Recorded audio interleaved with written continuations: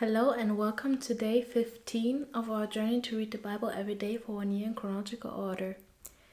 So already congratulations, today is our last session of the reading of the book of Job. I don't know how many times I said "of" in this sentence, but congratulations. And so today we are going to read Job 40 to 42. Job: God, I humble myself before you. Moreover, the Lord answered Job and said, Shall he that contendeth with the Almighty instruct him? He that reproveth God, let him answer it. Then Job answered the Lord and said, Behold, I am vile. What shall I answer thee? I will lay mine hand upon my mouth. Once have I spoken, but I will not answer, yea, twice, but I will proceed no further. God, can you be like me? Then answered the Lord unto Job out of the whirlwind, and said, Gird up thy loins, now like a man. I will demand of thee, and declare thou unto me. Wilt thou also disannul my judgment? Wilt thou condemn me, that thou mayest be righteous? Hast thou an arm like God? Or canst thou thunder with a voice like him? Deck thyself now with majesty and excellency, and array thyself with glory and beauty.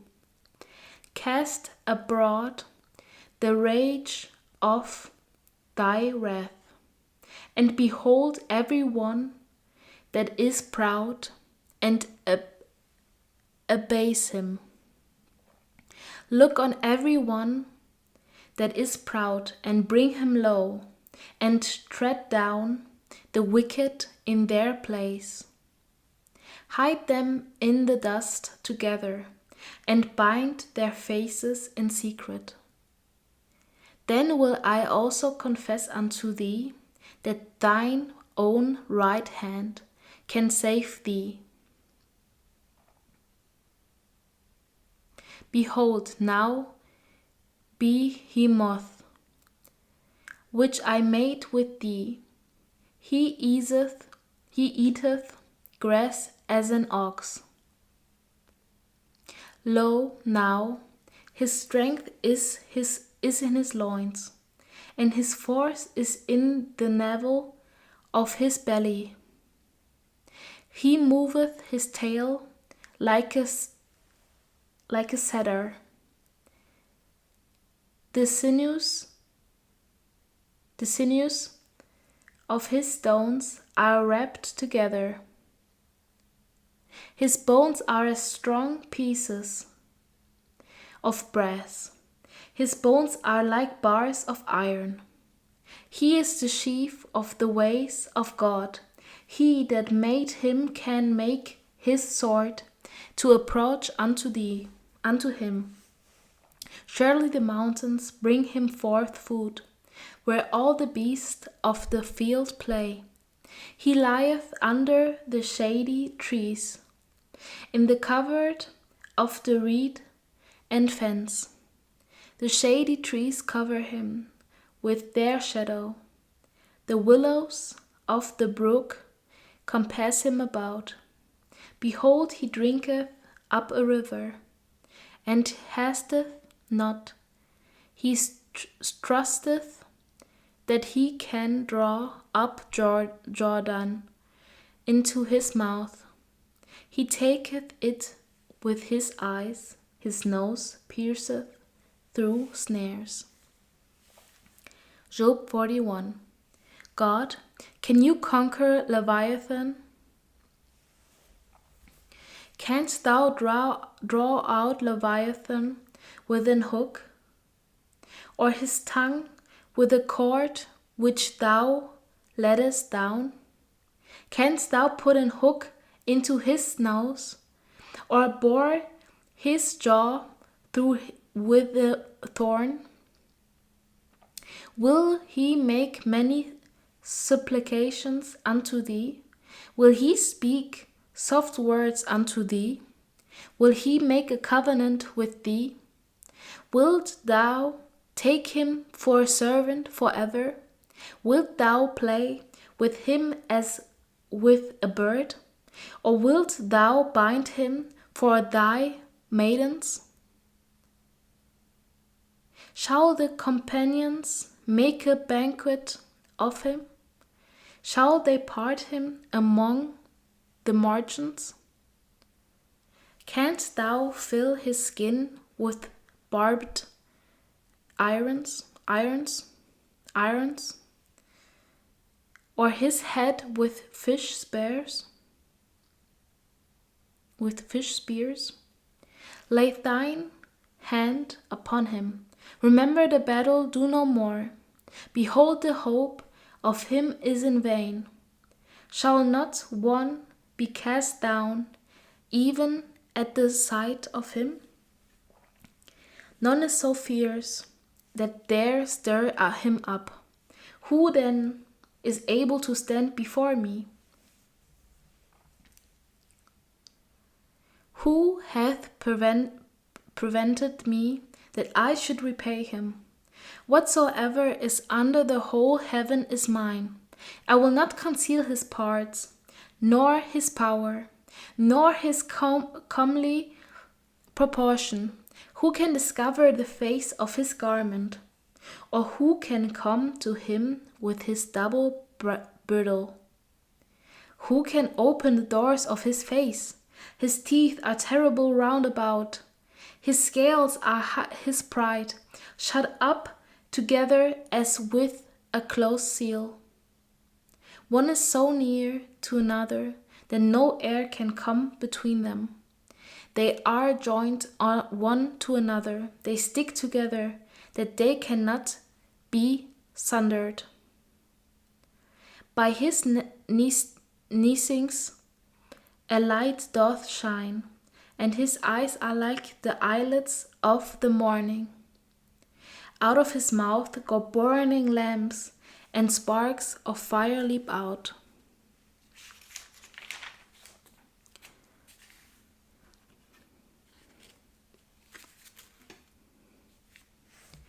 One of his nostrils goeth smoke, as out of a seething pot of cauldron. His breath kindleth coals, and a flame goeth out of his mouth. In his neck remaineth strength, and sorrow is turned into joy before him. The flakes of his flesh are joined together. They are firm in themselves. They cannot be moved. His heart is as firm as a stone, yea, as hard as a piece of the nether milestone.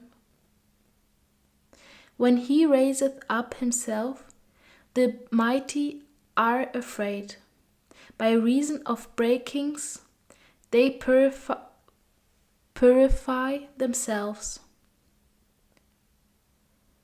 The sword of him that layeth at him cannot hold the spear, the dart, nor the habergeon. He esteemeth iron as straw, and brass as rotten wood. The arrow cannot make him flee. Sling stones are turned with him into stubble. Darts are counted as stubble. He laugheth at the shaking of a spear. Sharp stones are under him. He spreadeth sharp-pointed things upon the mire. He maketh the deep to boil like a pot. He maketh the sea like a pot of ointment. He maketh a path to shine after him. One would think the deep to be hoary. Upon earth there is not his like, who is made without fear. He beholdeth all high things. He is a king over all the children of pride. Job 42. Job submits himself to God. Then Job answered the Lord and said, I know that thou canst do everything, and that no thought can be withholden from thee. Who is he that hiddeth counsel without knowledge? Therefore have I uttered that I understood not, things too wonderful for me, which I knew not. Hear, I beseech thee, and I will speak. I will demand of thee, and declare thou unto me. I have heard of thee by the hearing of the ear, but now mine eye seeth thee. Wherefore I abhor myself and repent in dust and ashes. God disciplines Job's friends. And it was so that after the Lord had spoken these words unto Job, the Lord said to Eliphaz the Temanite, My wrath is kindled against thee, and against thy two friends, for ye have not spoken of me the thing that is right, as my servant Job hath. Therefore take unto you now 7 bullocks and 7 rams, and go to my servant Job, and offer up for yourselves a burnt offering, and my servant Job shall pray for you. For him will I accept, lest I deal with you after your folly, in that ye have not spoken of me the thing which is right, like my servant Job. So Eliphaz the Temanite,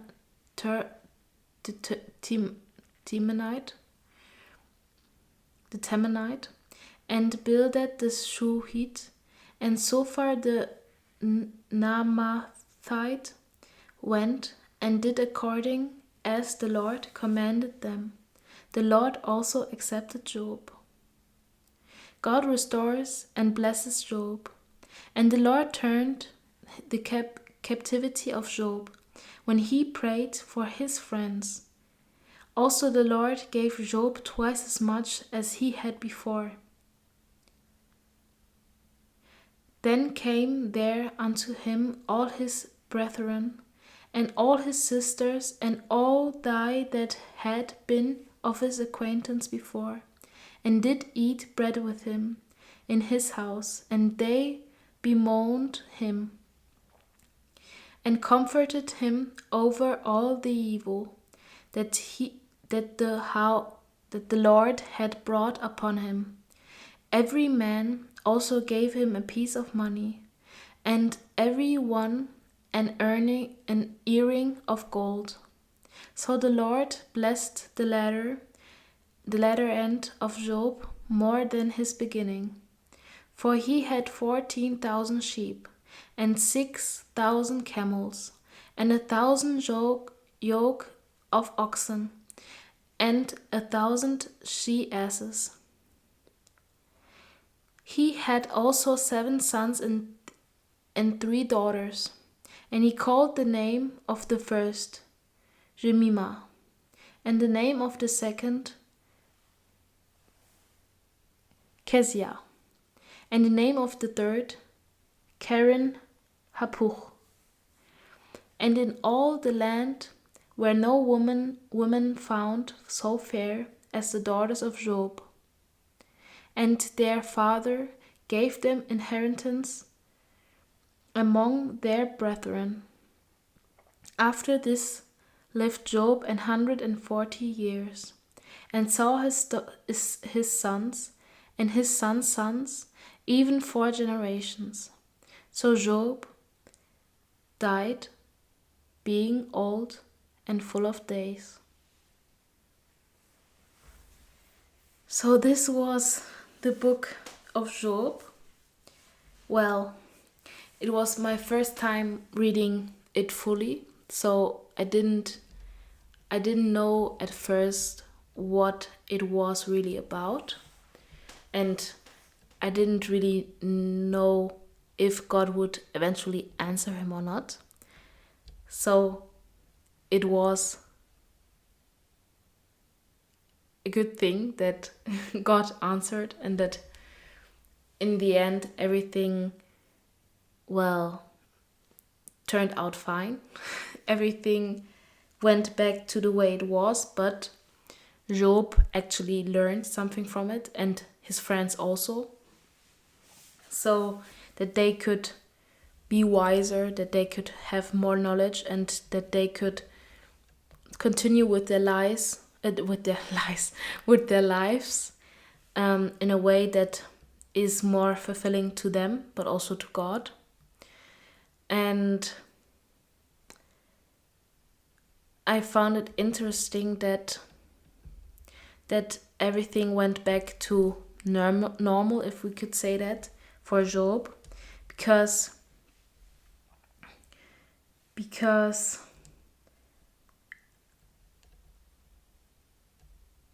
nowadays, when there is something wrong in families or with friends or something, they're just leaving, and then we just have to continue without them. Or when a relationship comes to an end, or when somebody dies, you don't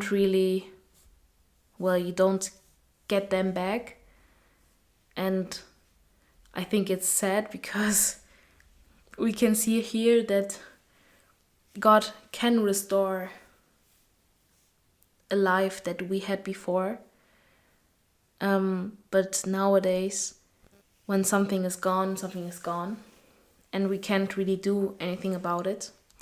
So my hope is still that God restores what we had, or what was good in our lives, that he restores it in heaven. Maybe when we can't have it here on earth, maybe he can provide it for us in heaven, so that the loved ones we had, or we have, or we lost, that they are still there with us, even when we don't remember our stories or something with them, that we still can be together with them, and with all the loved ones that we lost on earth. I don't know, our grandmother, grandfather, our parents, our sisters, brothers, loved ones, lovers, that we can still see them somehow, somewhere in our life or in our afterlife. So I will leave the book of Job at that there is hope. And if there is no hope to be found on earth, that there is hope in heaven. So we should live every day in a way that we get to heaven. So I wish you a great day, evening or night. And I hope that I see you tomorrow for our next book in the Bible. I can actually look up what we are going to read tomorrow. And we are going to continue with Genesis. So I hope I see you there, and goodbye.